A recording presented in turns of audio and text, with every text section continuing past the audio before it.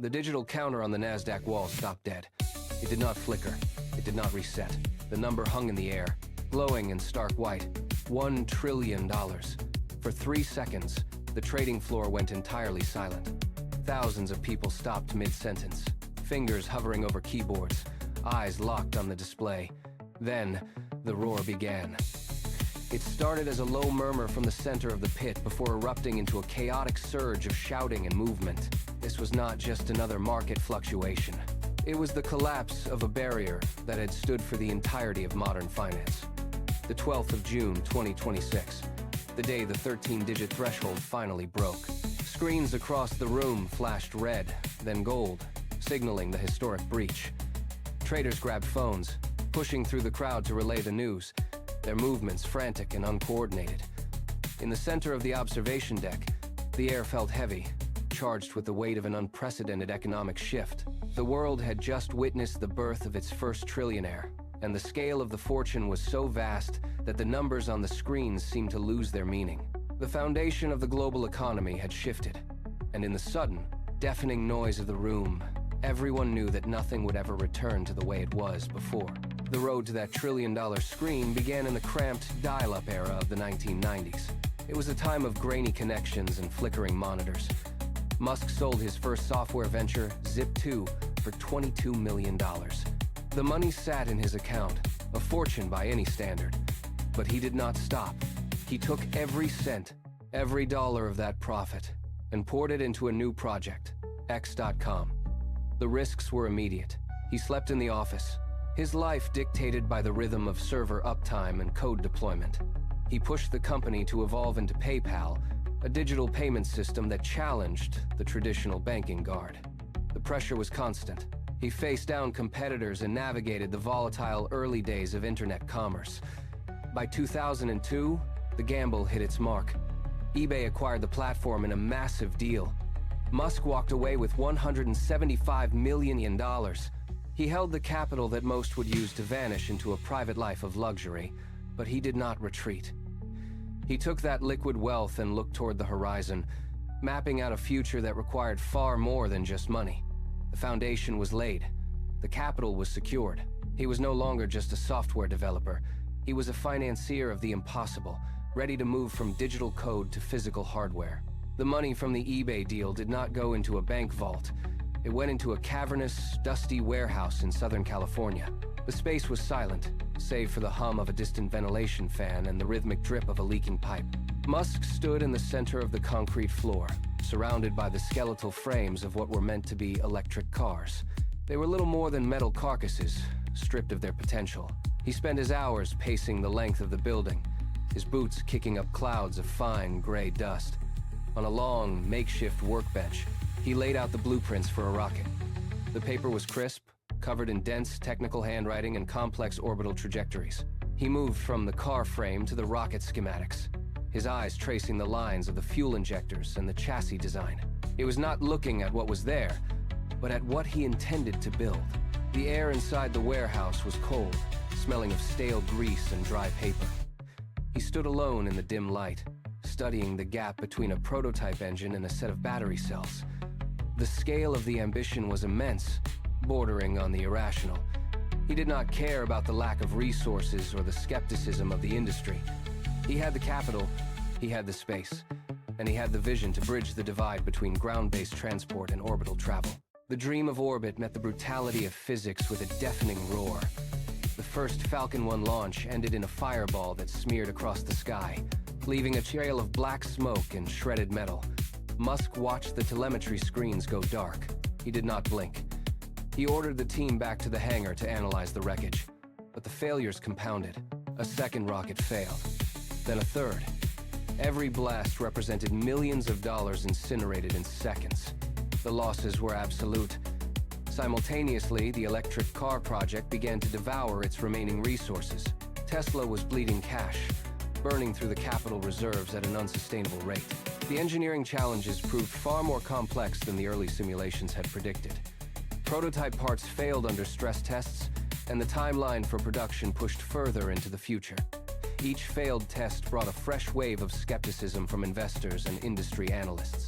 The warehouse that once housed a vision now echoed with the anxiety of a collapsing operation. Musk moved between the two companies, attempting to plug holes in the budgets while his bank accounts plummeted. The physical reality of his life's work was falling apart. He stared at the charred remains of the latest engine test, the smell of burnt propellant hanging heavy in the air. The margin for error had vanished. By the autumn of 2008, the ledger was a sea of red. The cash reserves were gone. Tesla could not meet payroll, and SpaceX was days away from locking its doors for good. Musk sat at his desk, his phone pressed to his ear, asking friends for loans to cover his own rent. The pride of the early years had been replaced by a quiet, grinding necessity. Every dollar he secured was immediately funneled into the remaining components for the fourth rocket. He was living on credit, borrowing from anyone who would still answer his calls, while the companies teetered on the absolute brink of insolvency. There was no more capital to raise and no more time to buy. He left the empty offices in California and boarded a flight to the coast. The air at Cape Canaveral was thick with salt and humidity, a stark contrast to the sterile, desperate quiet of the engineering hangar. He stood on the concrete pad, looking up at the Falcon 1. It was a thin, fragile needle against the vast expanse of the Atlantic sky. This was the final attempt. There were no more backup engines, no more investors, and no more chances. If this machine failed to reach orbit, his entire existence would be dismantled. He placed a hand on the cold, painted steel of the rocket base, and felt the structure vibrate with the hum of ground systems coming to life. The countdown sequence reached 0. A dull, rhythmic thud echoed across the launch site as the main engine ignited. A plume of brilliant white fire erupted beneath the base, instantly boiling the water deluge system into a wall of steam. The rocket shuddered. It remained fixed to the pad for a heartbeat, held by the clamps, vibrating with such intensity that the ground beneath Musk's boots felt like liquid. Then, the clamps released. The vessel surged upward, a needle of steel piercing the low-hanging clouds. Every second of the climb was a battle against physics. The telemetry data streamed back to the bunker, numbers flickering across the monitors. Velocity climbed. Altitude spiked. The vibration smoothed out as the rocket punched through the thickest part of the atmosphere. Silence fell over the command center until the signal confirmed the milestone. It had reached orbit. The engines cut off, leaving the craft in the silent void of space. The victory was absolute. Within hours, the news of the successful mission reached Washington. The NASA contract, once an impossible dream, was finalized. The imminent threat of bankruptcy dissolved.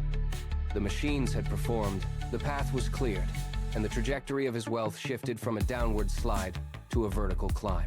The NASA contract acted as a gravity well for private capital. By 2020, the ledger showed $27 billion, a sum that once seemed unreachable. Then, the market locked into a new frequency. Tesla factories moved from prototype manufacturing to mass-scale automation, churning out vehicles at a rate that stunned the industry. Every quarter, the quarterly reports showed wider margins and higher demand. Investors scrambled to buy into the vision. Within 18 months of the Falcon's success, the numbers on the screen began to blur. The wealth did not merely grow, it compounded with terrifying speed. It jumped past 100 billion, then 200. By the time the ticker reached 300 billion, the financial analysts stopped trying to project the ceiling. The growth curve turned vertical on every chart in New York. Traditional industries scrambled to adjust their models, but the speed of the ascent left them behind. The world watched as the valuation of his companies decoupled from standard economic metrics. In the span of a few short seasons, the bank accounts of an entire nation could not match the scale of what he held. The shift was irreversible. The era of the moderate billionaire had ended, and the rapid, unchecked climb toward the trillion-dollar threshold had begun. The final surge toward the trillion-dollar mark required more than just market demand. It necessitated a fundamental integration of artificial intelligence with orbital infrastructure. Musk deployed xAI to optimize the massive satellite networks already circling the globe, turning raw data streams into a proprietary advantage that no competitor could match. This move drew the attention of Washington. Suddenly, billions in government contracts began flowing into his aerospace and data operations, fueling the final sprint to the barrier. The atmosphere in the Capitol turned toxic. Critics held hearings, pointing to the obvious conflict of interest as Musk took an advisory role on government efficiency while his companies cashed massive federal checks. They argued he was building a monopoly that sat above the reach of traditional regulation. His supporters countered that this was the only way to fund the infrastructure for a multi-planetary future, claiming that such scale was a necessary trade-off for human progress. The debates raged in the halls of power, yet the money continued to flow. Every contract signed, every tongue setted, every algorithm updated, and every policy adjustment deepened his grip on the global economy. By the time the ink dried on the latest government agreements, the line between private corporate strategy and public administrative policy had effectively vanished. The ticker finally settled. $1 trillion. To visualize the scale, one must look at the clock. At this level of wealth, his net worth increases by over $1 million every 60 seconds. While the world sleeps, while markets fluctuate, the ledger expands by a small fortune every single minute. This is not merely a record of success, it is a fundamental shift in the concentration of global resources. Consider the math of the bottom half of the human population. 3.8 billion people live on the lower end of the global wealth spectrum. When their combined assets are tallied, they do not reach the sum now held by one man. The chasm is total. It is a physical weight that alters the gravity of the global market. Every purchase, every investment, and every decision made from this height commands more influence than the collective efforts of entire nations. The data points do not lie. They reveal a landscape where the individual has outpaced the collective, creating a reality where the standard metrics of prosperity no longer apply. The world is left to observe a new tier of existence, one where the sheer velocity of capital accumulation has redefined the meaning of private ownership. The numbers are fixed, the gap is measured, and the economic landscape is permanently transformed. At Starbase, the wind pulls at the massive steel towers. Musk stands on the edge of the launch site, looking out toward the horizon where the sky meets the Gulf. The infrastructure here is not just metal and concrete. It is the physical output of the trillion-dollar milestone. The rocket engines wait, silent, ready to burn fuel that costs more than the annual budgets of smaller nations. The era of the Trillionaire is no longer a forecast. It is the present. The scale of this achievement has moved beyond the ledger and into the realm of planetary engineering. There is no precedent for what comes next. As the light fades over the launch pad, the question remains. With the ability to command resources on a scale that dwarfs the collective output of billions, the path forward is entirely his to define. The global economic landscape has been rewritten, and the mechanisms of the world are now tethered to these specific, singular ambitions. He turns away from the horizon and walks toward the control center. The machines hum. The data streams refresh.